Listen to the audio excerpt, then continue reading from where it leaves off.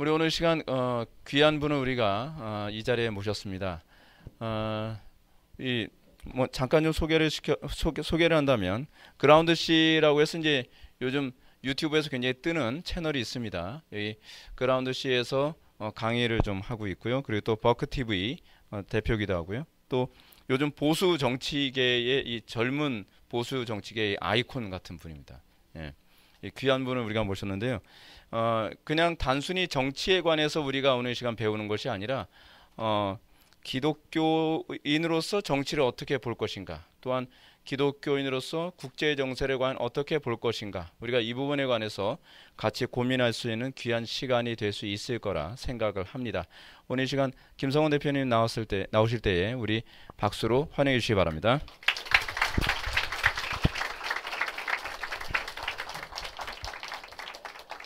예. 제가 준비해 온 말씀이 하나 있는데요. 그 이사야서 43장 1절 말씀 저희 같이 합독하고 제가 짧게 기도하고 시작하겠습니다. 이사야서 43장 1절입니다.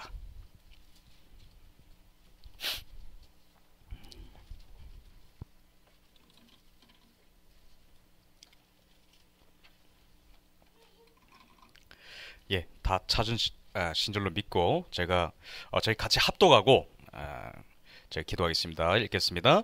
야곱아, 너를 창조하신 여호와께서 이제 말씀하시느니라. 이스라엘아, 너를 조성하시니가 이제 말씀하시느니라. 너는 두려워 말라. 내가 너를 구속하였고 내가 너를 지명하여 불렀나니 너는 내 것이라. 아멘. 주님 감사합니다. 하나님, 이 말씀처럼 하나님, 이 대한민국이 하나님의 것임을 이 시간 선포합니다. 하나님, 이 나라의 알파와 오메가가 하나님의 주권 아래 있음을 선포합니다. 하나님, 이 나라에 분명한 창조의 목적이 있음을 믿습니다. 하나님, 이 나라 중요한 역사의 변곡점을 지나고 있는데 하나님, 우리 인천 회복의 교회의 모든 성도분들과 그리고 부족하지만 말씀을 전하는 저에게 하나님, 이 시간 오직 성령님이 조명해 주시는 것들만 열어주시고 하나님, 오늘 강의가 아니라 하나님, 이 속에 하나님의 마음이 전달되게 하시고 하나님, 우리가 무엇을 위해 기도해야 되는가, 하나님, 그 기도의 방향성을 또 밝혀주시고 하나님, 이 나라가 얼마나 큰 하나님의 사랑이 묻어 있는지 하나님, 그것을 바라보는, 경험하는, 전 세대가 전인격으로 경험하는 그러한 시간이 되게 하여 주옵소서. 예수님의 이름으로 기도했습니다. 아멘. 예, 반갑습니다. 저는 김성원 형제라고 합니다. 소개해 주신 대로 유튜브에 국제 정치를 전문으로 해설하는 버크TV라고 하는 채널이 있고요. 그라운드 C는 제가 원래 그냥 좀 미기적인 사람이라 공부를 쭉 하려고 했었습니다. 국제정치만 쭉 하려고 했는데 이 나라가 너무 위기인지라 청년들을 조금이라도 조금 진리 가운데로 데려올 수 있다면 소임을 다해보자 해서 그라운드 C라는 채널을 했고요. 이 두 채널을 번갈아 보다 보시면은 좀 놀랄 수가 있습니다. 이 사람이 좀 이중인격자인가 좀 놀랄 수 있습니다. 버크TV는 약간 뉴스데스크 같이 진지하게 진행을 하고요. 그라운드 C는 좀 장난도 많이 칩니다. 근데 그것은 뭐 저의 또 다른 인격이기도 하지만 아무쪼록 우리 청년들이 좀 즐겁게 지루하지 않게 볼 수 있다면 제가 좀 이렇게 그런 유쾌한 모습을 보이는 것도 좋지 않을까 해서 주로 역사 얘기랑 영화 얘기 많이 하고요. 네, 제가 보통 더 관심 있고 깊이 파고 싶은 학문은 국제정치입니다. 앞으로 제가 박사학위도 그쪽으로 이제 받을 거고요. 근데 오늘 제가 준비한 것은 이 제목을 보시면 아시겠지만은 미국의 세계 전략과 대한민국의 명운이라는 제목을 가지고 왔습니다. 오늘의 시간은 총 2강으로 진행이 될 거고요. 한 세션당 제 희망으로는 1시간 20분씩 해서 진행을 하고 싶지만 제가 오늘 전해 듣기로는 제가 하고 싶은 대로 다 해도 된다고 들어가지고 정말 맥시멈 한 3시간 반에서 4시간까지 갈 수 있다라는 점을 좀 양해를 부탁드리겠습니다. 그렇게 좀 말씀을 좀 드리고요. 1강에서는 특히 이 조선 후기와 이 박정희 시대의 이 마무리까지를 우리가 어떻게 좀 국제정치적으로 볼 것이냐. 근데 이거를 우리가 교회사와 연합을 해서 관점을 색다르게 한 다음에 보면은 이것이 그냥 한 정치사가 아니라 하나님이 우리나라에 행하신 종합적인 역사다. 여기 안에서 우리가 얻을 수 있는 교훈들을 또 말씀을 드릴 거고요. 두 번째로는 이제 두 번째 세션인데 지금은 철저히 현재에 대한 얘기를 할 겁니다. 국제정치적인 관점으로 현재 얘기를 할 건데 예, 화면이 약간 어두워졌죠.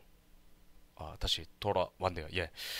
이제 도널드 트럼프라는 굉장히 논쟁적인 사람이 도대체 왜 이런 행동들을 하는 것인가, 그리고 이 미국이란 나라가 어떤 세계 전략을 가지고 있는가, 그리고 그 결과에 따라서 이 대한민국의 이 명운이 어떻게 될 것인가, 그거를 좀 조심스럽게 전망해 보는 시간을 가지려고 합니다. 예, 오늘 이제 시작을 할 텐데 오늘 등장인물이 굉장히 많습니다. 거의 뭐 미국 대통령들 다 나오고요. 건국부터 지금까지 다 나오고 이승만 대통령, 박정희 대통령 나오고 정말 많은 사건들이 나오는데 주제는 단순합니다. 미국에 무슨 일이 일어나면 한반도에도 무슨 일이 일어난다. 요걸 기억하시면 돼요.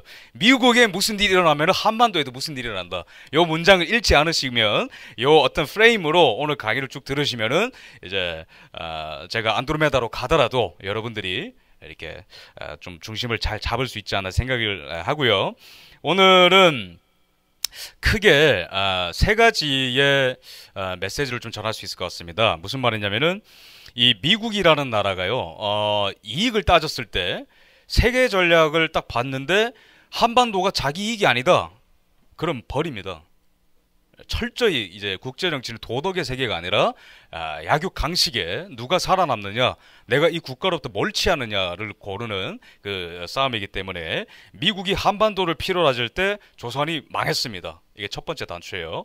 근데 하나님은 이 나라를 너무 사랑하셔서 정치적으로는 한 나라가 망했을지 몰라도 교회사적으로 봤을 때는 이 나라의 생명이 씨앗이 심기는 그 일들이 동시대에 일어나고 있었죠.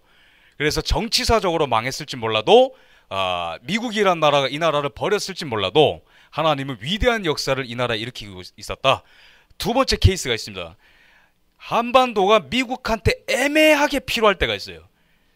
미국의 어떤 대통령의 기호에 따라서, 정책적인 어떤 특징에 따라서 이 나라를 그냥 뭐 버리지 뭐, 쉽게 결정하거나 이럴 때가 있었는데 기가 막히게 미국의 멱살을 잡고 미국의 바짓가랑이를 잡고 미국을 강제로 땜질하듯이 이 나라에 붙들어놓은 지도자 두 명 있었습니다. 그래서 이제 이 나라와 미국이 여러 가지로 이제 연합을 하게 되죠. 세 번째로는 지금은 무슨 시대일까요? 지금은 한반도를 미국이 정말로 필요로 할 때입니다. 근데 아쉬운 거는 이 나라를 하나님의 방법으로 이끌 지도자의 부재와 이 한국교회의 어떤 각성이 필요한 때가 지금 있습니다. 그러니까 참 역사의 아이러니죠. 정작 필요할 때는 버리더니, 그죠? 우리가 이제 미국이 정작 이제 우리가 미국을 필요로 할 때는 우리나라의 영성이랄까 지도자가 준비돼 있었는데 근데 버림받았죠, 그죠? 근데 반대로 미국이 한국을 밀어주겠다는데 이 두 가지가 지금 아쉬운 상황이 됐습니다. 이게 지금 이제 이 세션의 제 중요한 내용입니다. 대충 큰 줄기가 이해가 되시죠? 예. 그래서 오늘의 결론도 미리 말씀드리겠습니다. 미국이 쉽게 말하면은 도널드 트럼프라는 사람이 기업 CEO 출신이지 않습니까? 그죠? 나이도 좀 많으시고 지금 우리나라 나이로 한 74세 정도 되시는데 IQ가 한 150 넘습니다. 그러니까 약간 좀 천재 같은 분이죠. 그러니까 미국 대통령이 되기 전에는 미국 미디어와 좌익들한테도 인기가 있었습니다. 워낙 이제 쇼맨십이 있고 그러니까.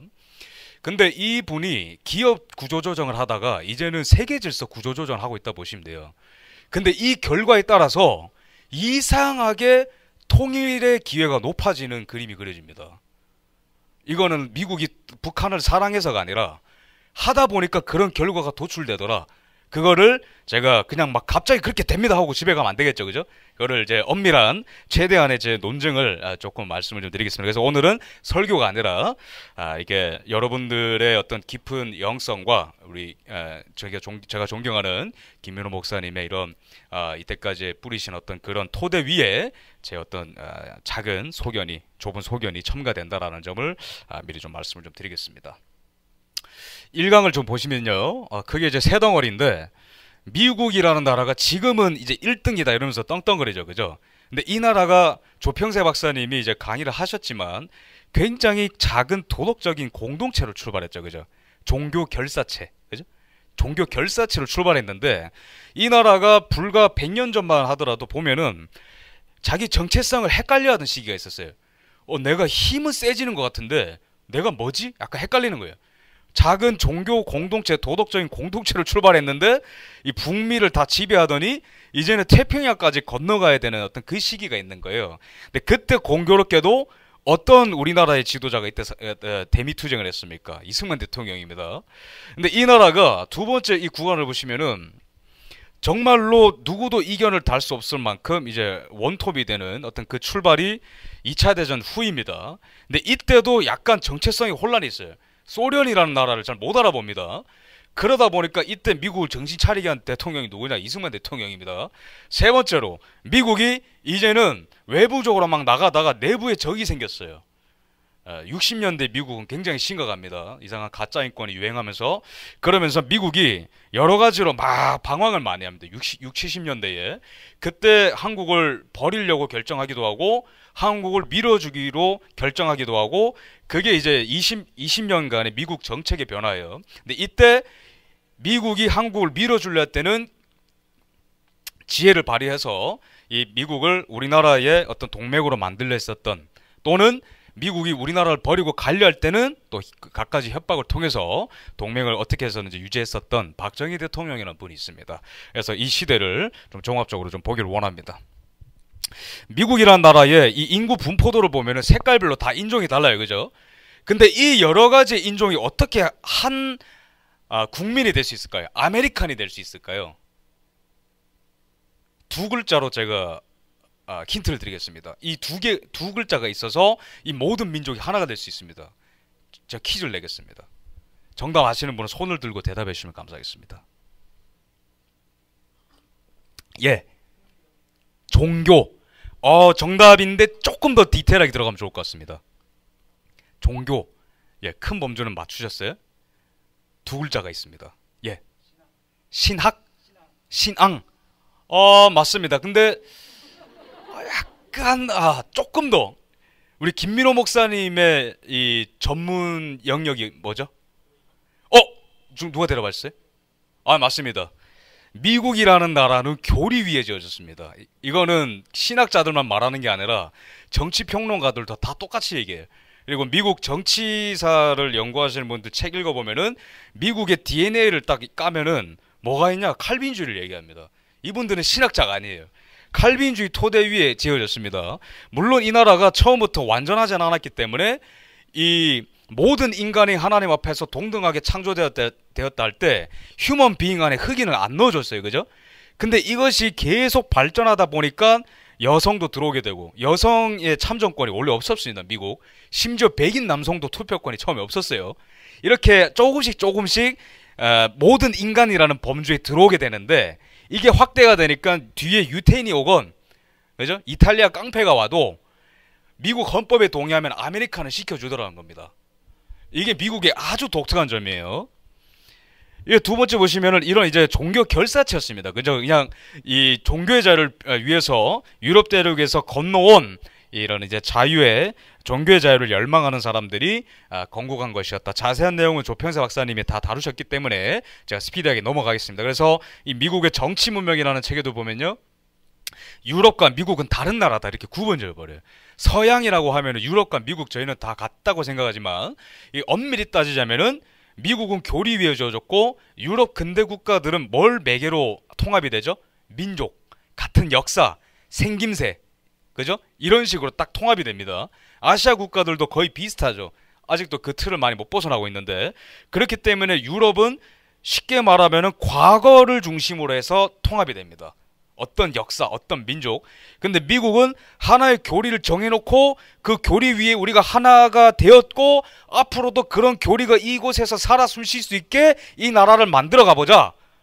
그런 종교 결사체로 출발한 나라입니다. 그게 이제 미국의 힘인 거죠. 미국의 힘이다. 이렇게 좀 말씀을 좀 드리겠습니다. 뭐 이제 뭐 러셀 커크라는 사람도 좀 뭐 비슷한 말 했고요. 오늘 내용이 굉장히 많기 때문에 넘어가겠습니다. 그리고 이제 건국 전에 이 소위 말하는 조나단 에드워즈와 조지 휘필드가 주역이 돼서 일으킨 영적 대각성이 이 교리 위에 생동감까지 불어넣으면서 이 독립 정신이라는 게 처음에 이 미국의 이 식민지에 퍼지게 되면서 그 뒤에 독립 전쟁을 할 의지가 생겼고 영국으로부터 독립을 하게 된 것이죠. 근데 보면은 도덕적인 나라, 기독교적인 나라, 교리적인 나라라고 제가 말씀을 드렸습니다. 근데 물론 저는 제 강의를 많이 들어보신 분들은 알겠지만 저는 뭐 대표적인 미국 빠져, 그죠? 미국 빠고 미국을 사랑하는 사람인데 미국은 두 얼굴이 있습니다. 무슨 말이냐면은 아무리 도덕적인 목적 위에 건국이 되었다 하더라도 피할 수 없는 것이 딱 하나 있어요. 변하지 않는 것이 있습니다. 인간사를 보면요, 두 가지가 있는데 하나는 인간 본성이고 하나는 지정학이에요. 이 두 개가 안 변합니다. 그래서 오늘 큰 어떤 그림을 그릴 텐데 첫 단추로서 아주 중요한 국제정치 이론 하나 말씀드릴게요. 라인홀드 니버라는 신학자 다들 아시죠? 이 사람은 개인의 도덕과 집단의 도덕을 구분했습니다. 쉽게 말하면은 인간이 개인일 때는 도덕적인데 집단이 되더니 비도덕적인 행동을 왜 이렇게 많이 하느냐, 이런 이제 이론을 주장했어요. 제가 많이 드는 예인데 쉽게 말해서 카카오톡을 개인톡 오면 답장하잖아요, 다들, 그죠? 숫자 1이 사라졌는데 내가 대답 안 하면 내 잘못이잖아요, 그죠? 근데 집단 단톡방에 있을 때 내가 대답 잘 안 합니다. 왜죠? 숫자가 다 사라져도 이게 내 잘못인지 아무도 모르니까. 그죠? 아주 쉽죠? 이게 바로 라인홀드 니버가 주장하는 현실주의, 이 여기 위에 현실주의 국제정치학이 성립이 되는 겁니다. 여기서 어떤 전쟁론이 올라오냐면은 구조적으로 봐야 되는데, 구조적으로 봤을 때 현실주의 국제정치학자들이 이렇게 묘사합니다. 이 세상은 모든 국가에게 강제적인 법적인 명령을 내릴 권리가 없기 때문에, 쉽게 말하면 그 힘이 없기 때문에 모든 국가들은 다 따로논다, 이렇게 얘기해요. 쉽게 말하면은 경찰이 없는 세상이라고 보시면 돼요. 이 국제정치라는 무대가. 그건 또 왜일까요? 국가는 집단이기 때문에. 집단으로 전쟁을 일으키면 그거는 김성원의 잘못이 아니죠, 그죠? 그렇기 때문에 특히 전쟁이라는 거는 일어날 가능성이 굉장히 크다. 왜? 모든 국가들 위에 한 국가를 심판할 수 있는 권한을 가진 초국가적인 존재가 없기 때문에, 기독교식으로 말하면은 예수 그리스도만이 만왕의 왕이신데 그 역할을 할 존재가 없다라는 거예요. 굉장히 성경적이지 않나요? 그죠? 그렇기 때문에 국가는 본디 전쟁을 하게 돼 있는데, 여기서 더 심각해지는 거는 집단 대 집단으로 만나면은 전쟁할 가능성이 더 높아집니다. 개인 대 개인은요, 화해하면 되잖아요. 그죠? 뭐 이제 모르는 사람이면은 그냥 뭐 이제 돈을 주든 아니면은 개인적으로 뭐가 사이가 나빠지면은 화해를 하고 잘잘못을 따지든 간에 그렇게 사이가 풀어지는데, 집단 대 집단으로 만나면 그게 잘 안 됩니다. 집단 대 집단으로 만나면은 상대방은 자기 입장에서 나를 보호하려고 팔을 이렇게 한 건데, 상대방이 봤을 때는 나한테 펀치를 날리는 것 같이 보이는 거예요. 이게 국가 대 국가 간에 보일 때 그런 환영이 보이는 겁니다. 그런 거를 이제 말씀드렸는데, 장황하게 말씀드렸지만 미국이란 나라도 이 개인의 인간의 본성과 지정학이라는 이 한계를 벗어날 수가 없었어요. 그래서 미국이란 나라가 여기서 작게 출발했는데 이렇게 팽창하는 겁니다. 왜? 내가 안전해야 되니까. 그러면 이렇게 표현할 수 있습니다. 영국과 미국이란 나라는 그래도 전 세계사를 보면은 그나마 덜 사악한 제국이었어요. 덜 사악한 제국. 어떤 사람을 재판에 넘길 땐 그래도 절차를 따졌고, 누군가를 죽일 때는 양심의 어떤 그런 게 이제 찔림이 있었고, 실제로 미국 건국대 침례교회사를 보면은 아무도 안 나서는데 특히 이 프로테스탄트 출신의 이 그리스도인들은 인디언들과 흑인들한테로 다 전도하고 그랬습니다. 건국할 때부터. 근데 어쨌든 이러한 선한 것과 어떤 제국주의적인 어떤 팽창과 본성은 미국도 피할 수가 없었다라는 걸 말씀드리는데, 이거를 잘 들으셔야 되는 게 왜 중요하냐면은, 우리가 보통 공화당 이러면은 한국 편일 것 같고 민주당 이러면은 좌파 이래서 막 망칠 것 같고 그러죠. 근데 실제로 미국의 외교사를 보면은 전쟁을 개입한 결정을 오히려 민주당이 더 많이 했습니다. 그죠? 트루먼 대통령 한국 전쟁 파병 결정한 사람 민주당이었죠. 케네디 베트남전, 쿠바 미사일 위기 뭐 이런 거 다 민주당 계열입니다. 베트남전을 확대한 것도 민주당이고. 근데 그것은 건국부터 지금까지 미국은 정권 안 가리고 항상 외교적인 문제는 일관된 패턴을 보여요. 까불면 죽는다. 이제 트럼프 시대를 제가 할 때도 요거를 잘 기억해 주셔야 됩니다. 정권에 따라서 세계 질서는 변하지 않는다라는 거. 그래서 토마스 제퍼슨이라는 사람은 당대에 그나마 미국 안에서도 조금 국민 중심적인 생각을 하던 사람이었어요. 미국이란 나라도 건국됐는데 알렉산더 해밀턴 같은 사람은 귀족 중심적인 그 정치를 하기를 원했습니다. 중앙은행, 은행가 이렇게 이제 뭐 이런 사람들을 이제 우대하기를 원했고, 중앙 정부의 강력한 권력을 원했는데 제퍼슨은 중앙 권력을 약화시키기를 원했고 농업 중심에, 이 사람의 공화국 이론은 뭐냐면은 인간이 농사를 짓고 살 때 도덕적이고 자기 책임을 진다. 좌파 이런 건 아닙니다. 어쨌든 그런 충돌이 있었는데, 그리고 재산이 없는 백인들도 투표할 수 있어야 된다. 당시에는 굉장히 급진적인 주장을 하던 사람이었습니다. 근데 이런 사람도 당시에 어떻게 보면은 굉장히 인간 중심적인 생각을 하던 사람이 제퍼슨인데, 건국 아버지들 중에서 그나마 좀 인간 중심적으로 생각하던 사람이에요. 근데 이런 사람도 보면은 엄청나게 팽창하는 걸 좋아합니다. 미국을 이제 가로지르는 큰 강이 있죠. 미시시피 강. 이게 이제 이 혈액을 공급하듯이 미국이 심장입니다. 그래서 이렇게 밑에서부터 쭉 올라와가지고 미국을 가로지는데, 여기 뉴올리언스부터 해가지고 그냥 미국 전역에 이 강줄기가 뻗어 있어서 얼마나 크냐면은 무역을 저기를 통해서요. 저기를 통해서 합니다. 그래서 옛날에는 여기에 이제 그 농사를 많이 지었습니다. 근데 여기 보스턴이 항구니까 직접 일로 잘 못 가요. 그러니까 뭐 도적대도 만날 수도 있고 어쨌든 뭐 멀고 그러니까. 그래서 여기에 이제 다 실어가지고 일로 갔습니다.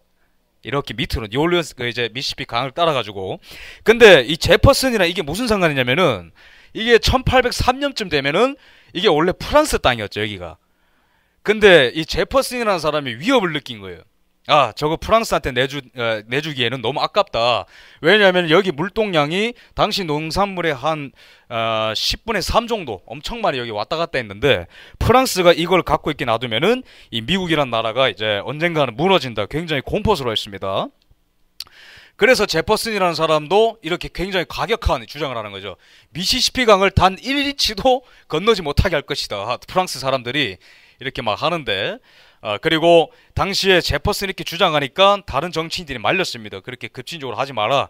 근데 제퍼슨이 돈으로 사겠다 이러고 이제 싸웠는데, 어쨌든 헌법에는 외국 영토의 획득, 나아가 다른 나라를 합중국으로 통합하는 일에 대한 규정은 없습니다. 이번에 행정부는 국가의 큰 이익이 되는 호기를 포착해 초헌법적인 행동을 취했습니다. 그러니까 헌법이고 뭐건 간에 일단 살자 이거 아닙니까? 쉽게 말하면. 그죠? 어쨌든 미국이라는 나라의 좀 특성을 제가 말씀을 드립니다. 뭐 이제 같은 말이고요. 넘어가면은 자, 이제 뭔가의 조선 시대랑 이제 연결되기 시작합니다. 1896년 선거 지도인데, 이 공화당이 이때 당시에 이 북부, 이제 이 링컨 이후입니다. 남북 전쟁 이후 시대인데, 이때 이제 북부가 공업 지역이고 남부가 이제 농업 중심 지역이죠. 근데 1894년에 중간 선거를 했는데 공화당이 압승을 해버렸어요. 하원 상원을 다 이겨버립니다. 근데 또 이제 아이러니한 것은 1890년 정도면은 우리나라는 이제 망해가던 어떤 농업 국가였지만 자본주의가 거의 뭐 그죠? 만개할 때였죠. 막 공장도 생기고. 근데 이때 1890년에 독점 기업이 너무 많으니까 이런 법안이 생겼습니다. 반트러스트 셔먼법이라고 해가지고 대기업들이 인수 합병을 하고 독점하는 거를 법으로 금지시켜 버렸어요. 그럼 기업인들은 그러면은 영리 활동 그만두나요? 법이 이렇게 그만하라면은 어떻게 해서든지 방법을 찾습니다. 그게 뭐냐면 해외로 나가자. 이게 이제 미국의 1890년도 지도입니다. 근데 이미 그 1890년대 이전 1858년쯤 되면은 페리오가 일본에 방문해가지고 일본에 쇼크를 주죠, 그죠? 일본은 그때까지 그냥 섬에서 그냥 자기들끼리 있었는데, 원래 뭐 나가사키 그냥 통해가지고 네덜란드랑 교역하는 수준이었는데, 당대의 최고의 근대 학자라는 후쿠자와 유키치도 네덜란드어를 통해가지고 서양 문물을 배우고 있었습니다. 근데 페리오가 와가지고 저 보니까 충격을 받은 거예요. 왜? 네덜란드어를 그렇게 배웠는데 페리호라는 거를 읽을 줄 모르겠는 거예요. 영어를 처음 봐가지고. 근데 그 증기선이 너무 무서워가지고 이 일본 그 이제 조그만 사람들이 다 놀란 거예요. 막 저거 뭐냐 다 놀래가지고 메이주시라는 걸 합니다. 그래서 잠자고 있었던 천황의 권위를 끌어올린 다음에 이 지방의 사무라이 무사들이 계급 혁명을 일으켜가지고 근대화를 급진적으로 일으키죠. 그게 이루어지는데 미국이 이제 그렇게 일본을 건드려 놓고 그 다음에 남북전쟁이 돌입했기 때문에 잠시 동아시아에 대해서 관심을 끄고 있었어요. 근데 이제는 남북전쟁이 끝나고 공업이 발전하고 해외로 나가야 되니까 이때 이제 미국이 바라보니까 딱 이제 그림이 나오는 거죠. 뭐냐면은 내가 저기 필리핀까지 가야겠는데 근데 웬만하면 싸우고 싶진 않고 우리 미국 기업들이 수출을 할 수 있을 정도만 이렇게 하자. 보니까 일본이란 나라가 대신 싸워줄 수 있을 것 같은 거예요. 아시아의 문제적인 국가들이랑. 그 두 나라가 청나라와 러시아입니다. 근데 공교롭게도 영국도 뜻을 같이 해요. 오케이, 미국도 나의 뜻, 일본도 나 대신에 같이 싸워준다더라. 이러면서 뭔가 이상하게 당대의 어떤 최고의 어떤 그 상위권에 해당할 수 있는 영국과 미국이 일본 편이 되고, 일본은 물론 명목상은 청나라와 러시아로부터 조선을 지켜준다 이런 명분으로 나섰지만 전체적인 어떤 국제정치 19세기 후반의 그림이 조선의 멸망으로 모두가 단합되고 있었던 그림이 펼쳐집니다. 근데 재밌는 게요, 여기 당시에 이게 미국도 다 다양합니다. 어쨌든 뭐 부자들이랑 서부는 교역할 수 있다 이러면서 아시아에 대한 비전을 이익으로 바라봅니다. 이익, 딱 이거. 근데 동부는 아니야, 뭐 필리핀, 아시아 이런 국가를 뭐 이제 서양 스페인으로부터 구해줘야지 이런 명분이 있고, 근데 중서부는 약간 독특합니다. 민주주의를 퍼뜨리는 목적으로 나가야 돼 이렇게 하는 거예요. 그게 미국 외교의 어떤 아직까지도 흐르는 그 기저에 흐르는 칼빈주의의 대표적인 특성입니다. 도덕적인 명분이 있어야 된다는 거죠. 근데 공교롭게도 그때 19세기 중반에 미국에 어떤 일이 일어나고 있었죠? 대표적인 전도자 드와이트 무디가 1890년대 중반부터 후반까지 많은 젊은이들에게 세계 비전, 세계를 품어라, 세계의 선교를 나가라 이런 비전을 이제 선포하고 있었습니다. 그래서 미국이란 나라가 어떻게 보면은 조선 입장에서 미워요. 왜죠? 잠자던 일본을 괜히 깨워가지고 메이주신을 하게 만들어가지고 조선을 병합할 수 있는 기술력과 모든 근대 체제를 만들었지 않습니까? 두 번째 또 야속한 것은 일본이랑 그렇게 조약을 맺어가지고 조선이 팔려나가는 거를 그냥 그렇게 묵인해줬어요. 네, 하지만 역사는 복잡합니다. 빛과 어둠이 항상 동시에 존재해요. 근데 빛이라는 건 뭐죠? 무디라는 전도자가 왜 그러니까 우리나라와 이제 연관이 있겠습니까? 그 사람한테 도전받은 4명의 선교사, 아펜젤러, 언더우드, 게일 선교사, 마펫 선교사가 전부 다 무디 전도자의 설교를 듣고 조선으로 왔습니다. 당시 나이 전부 다 20대 중반이었죠. 거의 다. 이런 일들이 19세기 후반에 막 일어나고 있었습니다. 그래서 이거는 19세기의 미국의 사진입니다. 우리랑은 참 다르죠. 공장에 나가고 뭐 노동자재 생기고. 참고로 마르크스가 1858년에 공산당 선언을 했는데 그게 이제 말이 되는 게 이런 이제 노동계급이 막 생기고 있었을 때였습니다. 그죠? 우리랑 굉장히 다르다. 그래서 이제 There Will Be Blood라는 영화도 이제 그때 당시 미국의 탐욕을 비판하는 그런 영화죠. 막 서부 개척하고 그런 거. 근데 어쨌든 간에 이 화면이 조금 제가 볼 때만 어두운가요? 그죠? 어두워졌죠? 다시 돌아오길 바랍니다. 네, 이 틈을 타서 제가 물 한 모금 먹겠습니다.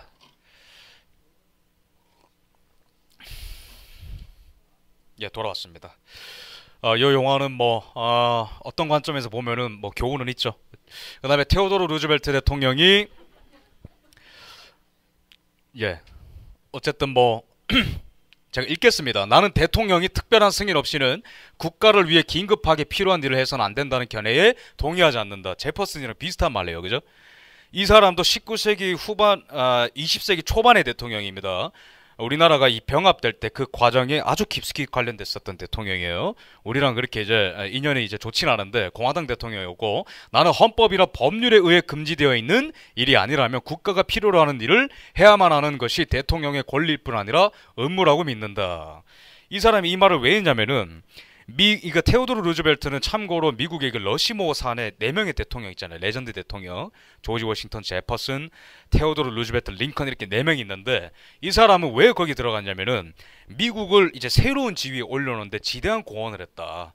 그래서 어떻게 보면은 다른 나라 입장에서는 야속하고 미울 수는 있겠지만 미국인 입장에서 봤을 때는 미국의 어떤 세계적인 이익이 폭발할 수 있게끔 그 이제 첫 시작을 해준 대통령이죠. 근데 1900 1898년에 아브라함 카이퍼라고 하는 신학자가 미국에 방문해서 칼빈주의 강연을 합니다. 근데 이분이 이제 보니까 미국이라는 나라가 원래 그냥 자기들이 피해서 한 나라를 세운 줄 알았는데 복음을 막 열심히 전하더니 어라? 캘리포니아 바깥으로 날아가 버렸네? 그거를 봅니다. 그림을. 그래서 이 칼빈주의의 근본 정신이 네덜란드와 영국에서 넘어온 다음에 미국에 이식됐고 그 칼빈주의의 근본 정신이 이제는 미국 서부 연안에서 태평양을 건너려고 경건히 기다리고 있더라. 그런 말을 남깁니다. 칼빈주의 강연에서. 근데 그게 이제 칼빈주의도 동일한 이 복음의 방향성을 딱 본 것이죠. 근데 그로부터 4년 뒤에 한 청년이 한 감옥에서 비슷한 말을 합니다. 조선의 청년이 한성 감옥에 어떤 청년이 갇혀 있었는데 이 사람이 데모하다가 우리식으로 말하면은 데모하다가 감옥에 들어갔어요. 감옥에 들어갔는데 1902년에 제가 아까 말씀드린 이 무디 전도자의 이 도전을 받고 우리나라에 온 게일 선교사라는 분이 있습니다. 아펜젤러 선교사는 배제학당을 만들었고요. 배제학당에서 이승만이라는 청년이 성경을 보고 서양 민주주의를 배우고 새로운 세상에 눈을 뜨게 됐죠. 그때까지만 하더라도 어떤 개인적인 예수님을 어떤 영접하는 그런 체험은 없었습니다. 근데 그러다가 서양 민주주의에 눈을 떴는데 고종이 정치를 너무 못하니까 더 대비돼서 열이 받겠죠, 그죠? 그래서 이제 시위를 하다가 감옥에 가셨어요. 근데 이제 이게 내가 이제 사형 선고 받았지 않습니까? 언제 죽나 이제 그날을 기다리고 있는데 동일하게 무디 전도자에게 도전을 받은 이 게일 선교사님이 당시에 우리나라의 이 지식인들이 다 갇혀 있었는데 이 지식인들을 가만히 죽게 내버려둘 수 없다. 그래서 성경책과 서양 고전 책들을 이제 줬죠. 거기서 이승만 박사가 이 형틀에 손과 발이 다 묶이고 목도 못 움직인 상태에서 옆에 있는 동료 죄수가 성경책 한 장 한 장을 넘겨주는 그 한 구절 한 구절을 보면서 예수 그리스도를 만나게 됐죠. 그래서 예수님이 이승만 박사가 감옥에서 예수 그리스도라면은 이 나의 고통과 비통한 심정을 공감할 것이다 이러면서 하나님이시여 나와 이 민족을 구원해 주옵소서 이러면서 예수님을 구주로 받아들이는 역사가 그때 일어납니다. 1902년에 이승만 박사가 개인적인 영접을 넘어서 이 책들을 쭉 보니까 결론이 이렇게 나버리는 거예요. 1902년 제국신문에 익명으로 이렇게 기고합니다. 서양에서 동양으로 뻗어오는 힘이라는 그 이제 글을 써요. 거기 뭐라 하냐면은 마틴 루터라는 사람이 분연이 일어나가지고 구교가 폐해지고 신교가 일어나더니 이게 한 바퀴 돌아서 오더라. 서양에서 동양으로 뻗어오는 힘을 이승만 박사가 거기서 캐치를 합니다. 1902년에. 근데 이때 이제 고종이라는 사람이 이 나라가 망해가니까 청나라한테 붙었다가 일본한테 붙었다가 러시아한테 붙었다가 그러다가 여기저기서 다 뺨맞고 미국이 마지막 찬스다 이러고 영어를 누가 제일 잘하니? 이승만이요. 이런 얘기 들으니까 이승만 박사가 1905년에 고종의 밀사로 미국에 가죠. 이때 테오도르 루즈벨트 대통령을 만납니다. 루즈벨트한테 펼치는 이 청년 이승만의 논리가 뭐냐면은 1882년에 조미수요 조약을 맺었는데 그 조약에 따르면은 미국이라는 나라는 제3자로서 조선과 일본 사이에서 중재자 역할을 해야 되지 않느냐 얘기를 합니다. 근데 테오도르 루즈벨트 대통령은 한번 생각해 보겠다 이러고 조선을 그냥 이제 가스라테프트 조약을 이미 맺은 상태였습니다. 그때 이미 이렇게 조선이라는 나라는 역사 속으로 이제 사라졌습니다. 왜 테오도르 루즈벨트 대통령은 조선을 버렸느냐? 쉽게 말하면은 아무런 이익이 없기 때문입니다. 조선과 동맹을 맺는 걸로 인해서 얻을 수 있는 이익이 제로. 굉장히 냉혹하죠. 그 뒤로 이승만 대통령은 조지 워싱턴, 그 다음에 하버드, 프린스턴 이렇게 거쳐서 박사를 따시고 줄기차게 미국에서 이 독립운동을 시작하시는데 여기서의 논리가 뭐냐면은 조선만큼 기독교인들이 많이 생기고 있는 곳도 없다. 새로운 땅도 없다. 이러면서 미국의 선교사들과 이 기독교인들을 막 설득시킵니다. 그래서 그거를 쭉 끌고 가가지고 1919년까지 그 논리를 끌고 가는데 다행히도 많은 기독교인들이 여기에 동의를 했어요. 아, 그렇지. 한 나라가 다른 나라를 지배하는 건 잘못된 거야. 그러면서 1차 대전이 그때 끝나고 우드로 윌슨 대통령의 민족 자결주의, 그죠? 각자의 주권을 가질 수 있어야 된다. 근데 우드로 윌슨은 프린스턴 대학에서 이승만 대통령의 이 논문 지도까지 해줄 정도로 인연이 깊은 총장입니다. 프린스턴 대학교 총장이고 이스만 대통령의 은사예요. 근데 그렇게 시대가 됐고 여론도 움직였는데 그래도 독립을 못했습니다. 왜죠? 일본이 1차 대전의 승전국이어서. 굉장히 냉혹한 세계죠. 그죠? 아무리 대통령과 친분이 있어도 아무리 여론을 움직여도 국제정치는 철저히 힘과 이익의 세계입니다. 이거를 명심하지 않으면은 2020의 대한민국도 또다시 표류할 수 있어요. 우리의 신앙과 우리의 뜨거움과 우리의 바램과 국제정치는 아무런 상관이 없습니다. 그래서 이런 것들을 좀 말씀을 좀 드리는 것이 오히려 여러분들께 좀 더 도움이 되지 않을까 생각합니다. 예, 다음 화면이 혹시 뭐 화면에 문제가 생겼나요? 예, 다시 돌아왔군요. 그래서 이거는 이제 19세기에 이게 뭐 조선을 뜻하는 물고기입니다. 저기 일본과 청나라와 러시아라는 국가가 얘는 내 거야 이러면서 미끼로 이렇게 유인하는 거예요. 저렇게 이제 우리 청나라 주인님이 내 주인님이구나 이게 가까이 갔다가 또 뺨 맞고 일제가 와가지고 데려가고 그래도 안 되니까 아간 파천하고 그러면서 이제 한나라가 망했습니다. 오늘 이제 이 내용은 별로 중요한 게 아니니까요. 이게 멀어서 그런 것 같은데요. 어쨌든 이승만 대통령이 이제 우드로 윌슨까지 이렇게 투쟁을 했고 이승만 대통령의 투쟁은 굉장히 깁니다. 뭐 여기 사이에 빠진 사람도 있는데 이 대통령들이랑 다 싸웠다 보시면 돼요. 다 싸웠습니다. 이 루즈벨트랑은 왜 이제 안 맞았죠?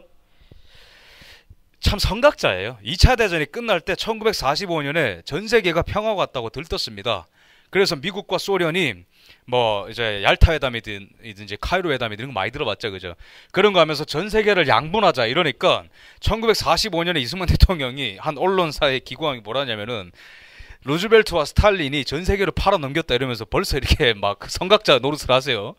근데 더 대단한 거는 이분이 2차 대전을 참전 안 했습니다. 그 처칠이 막 설득하기 전까지. 그러다가 막 버팅기는데 이승만 대통령이 1942년에 진주만 공습이 일어나기 3개월 4개월 전부터 주장했던 게 뭡니까? 반드시 일본 천황제는 미국과 부딪힐 수밖에 없기 때문에 평화를 지키고 싶으면은 전쟁을 대비하라 이런 논리의 재팬 인사이드 하우스 편입니다. 그죠? 근데 이제 이승만 박사는 못 알아봐서 진주만 공습을 당했죠. 이 사람 누굽니까? 트루먼 대통령입니다. 트루먼 대통령 6.25 전쟁의 빠른 참전을 결정하신 뭐 우리나라에 굉장히 감사한 분일 수도 있는데 이분의 목적은 북진 통일이 아니라 소련한테 본때를 보여주고 어쨌든 간에 자존심은 지키자. 그게 목적입니다. 참전의 목적. 근데 저 왼쪽에 계신 이승만 대통령의 목적은 뭡니까? 북진 통일 이거밖에 없어요. 그래서 싸우는 겁니다. 아이젠하워 대통령이라도 그래서 싸우는 거고요. 어쨌든 이승만 박사의 평생에 걸친 목적은 아주 단순합니다. 이 한반도의 주권을 갖고 있는 대한민국이라는 나라를 갖는 것. 국경은 어디? 두만강과 압록강. 38선이 아니에요. 그래서 뭐 가스라 테프트 조약 뭐 이런 거고요. 어쨌든 이런 이제 이 청나라는 예로부터 이 한반도를 순망치 하느라고 해가지고 항상 보호하려고 했었고, 그다음에 일본 같은 경우에는 보시면은 우리나라는 토끼 모양 같다고 기여하죠. 우리나라를 그죠? 근데 여기서 보면요, 국제정치가 이래서 냉정해야 됩니다. 예로부터 조선반도는 일본의 심장을 노리는 단도와 같다 이렇게 표현했어요. 러시아는 뭐죠? 왜 오죠? 러시아는 갑자기 왜 올까? 부동항, 얼지 않는 항구가 필요해요. 그죠? 미국은 그냥 뭐 어쨌든 알아서 해주면 좋고 한시 방향에서. 그러니까 한나라는 순망치안이라고 하고 뭐 방패 같다 여기고 한나라는 칼 같다 그러고 한나라는 부동항 때문에 와야 된다니까 뭐 도대체 어떻게 합니까 이 나라가?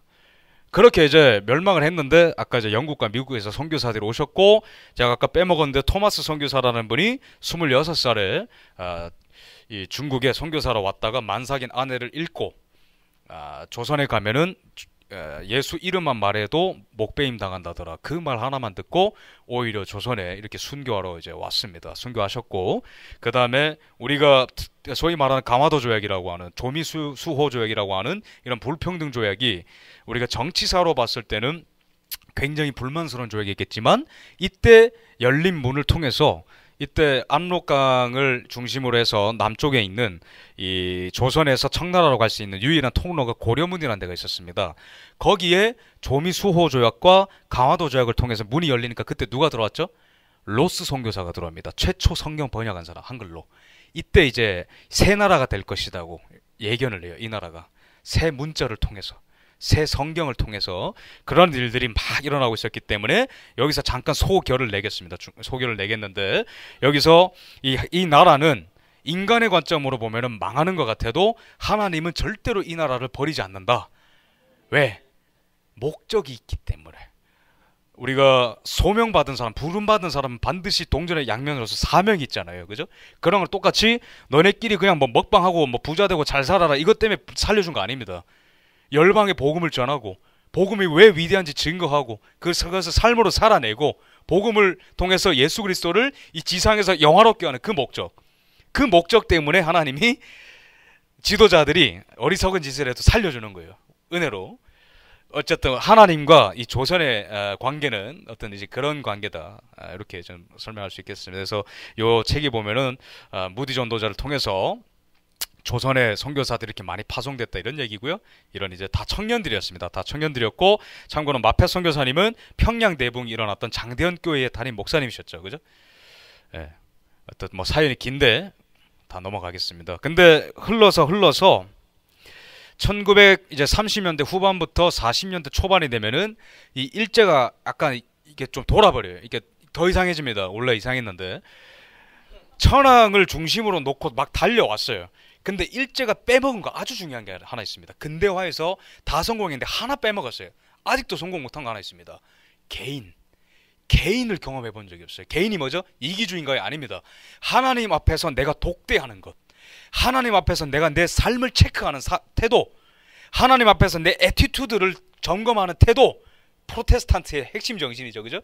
근데 서양은 그게 점진적으로 발달했는데, 일본은 그 개인이라는 것이, 그 존재가 하나님 앞에서 도덕적으로 깨어나고 양심이 깨어나고 이성이 깨어나는 그런 발전에 따라서 제도가 변화됐는데, 여기는 그거 다 생략하고 제도랑 힘만 따온 거예요, 일본이.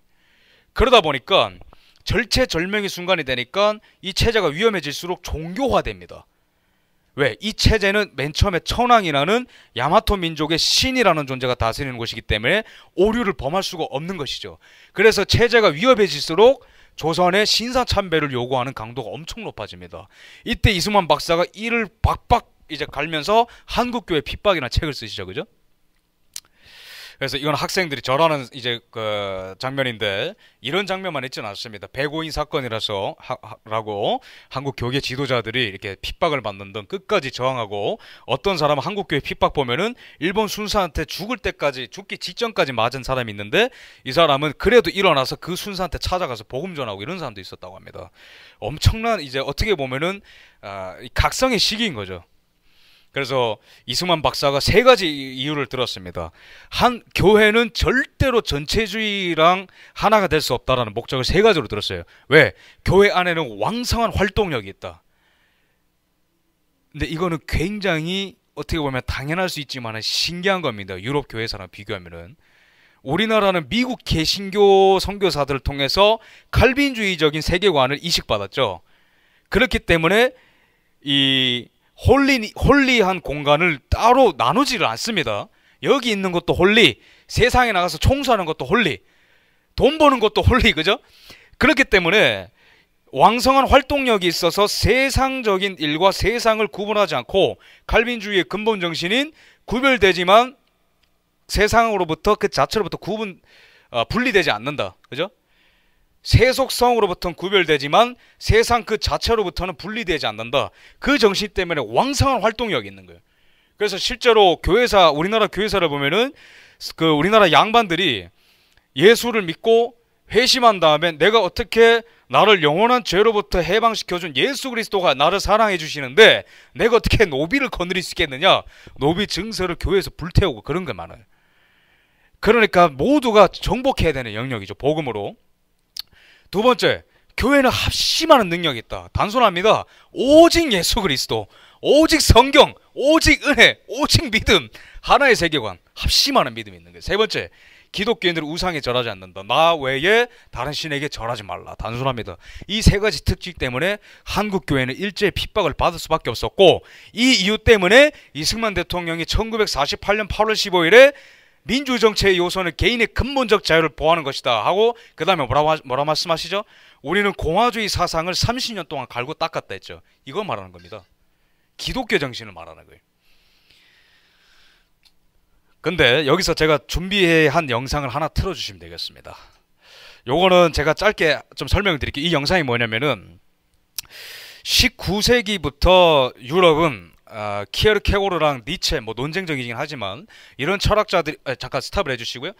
말한 것처럼, 그리고 토크빌이 걱정한 것처럼 유럽이 뭘 잃어버리냐면은 개인을 잃어버립니다.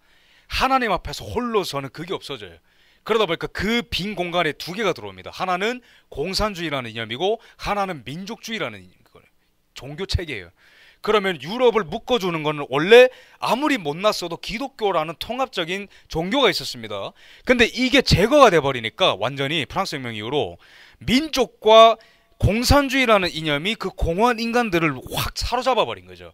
그 흐름이 20세기 중반까지 가가지고 1차 대전, 2차 대전을 일으키는 겁니다.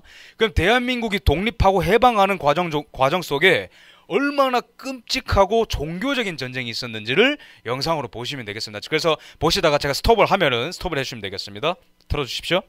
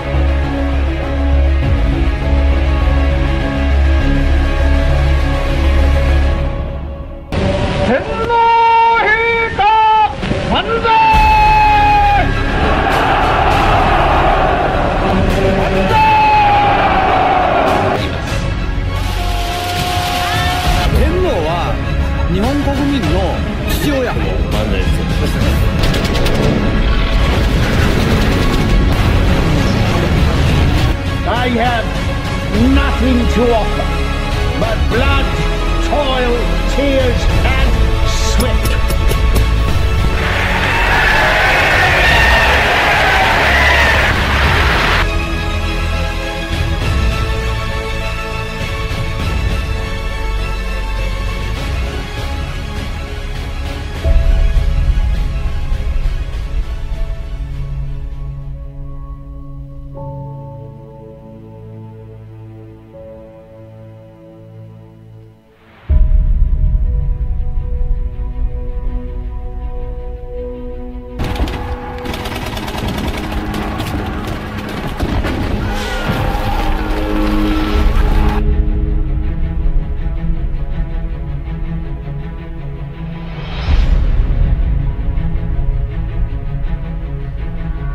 내 가슴 속에 흔들리지 않고 맺혀 있는 하나의 소원이 있다면 우리도 어떻게 하든지 남과 같이 잘 살아봐야 되겠다. There are tens of thousands of people here today that do not know Christ. And this is the last hour of this crusade. 이 전도 집회의 마지막 시간입니다. It will soon be over. 이제 잠시 후에는 다 끝마칩니다. What a moment to receive Christ. 그리고 남북이 통일되면 북한에 숨어서 믿음을 지킨 소수의 크리스찬들을 불씨로 삼으셔서 이 한국교회에 다시 새로운 붐을 일으킬 것을 믿습니다.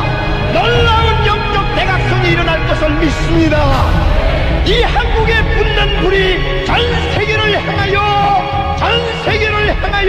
번지게 될 것을 믿습니다. 네, 영상 마무리해 주시면 되겠습니다. 칼 목사님이 말씀해 주신 대로 이 나라는 전 세계를 하나님이 주신 분량 안에서 모든 채널을 통해서 섬기기 위해 만들어졌고, 그러기 위해서 세계 3차 대전에 준하는 한국 전쟁이 일어났던 이유도 바로 그것 때문입니다. 인명피해로 따지면은 6.25 전쟁은 세계 7대 전쟁입니다. 엄청 많이 죽었어요. 미국 군이 178만 9천 명이 파병됐습니다. 그리고 중공군 사상자는 90만 명, 북한군 사상자 50만 명, 우리나라도 아마 그렇게 비슷할 거예요. 650만 명의 피난민, 100만 명의 민간인 사상자가 있었습니다. 전 국토가 그냥 다 폐허가 된 거예요. 그죠? 해방했는데 왜 이런 비극까지 와야 되는가? 이 파노라마를 쫙 보시면은 이 나라가 거쳐온 길이 참 파란만장하지 않습니까? 정치는 종교의 영역입니다. 철저히. 특히 이념 전쟁을 했던 20세기의 모든 전쟁들은 다 종교성을 갖습니다. 왜죠? 공산주의건 파시즘이건 민족주의건 간에 단 하나의 특징이 있다면 외부의 절대악이라는 세계를 구축한다는 거예요. 다 틀렸어.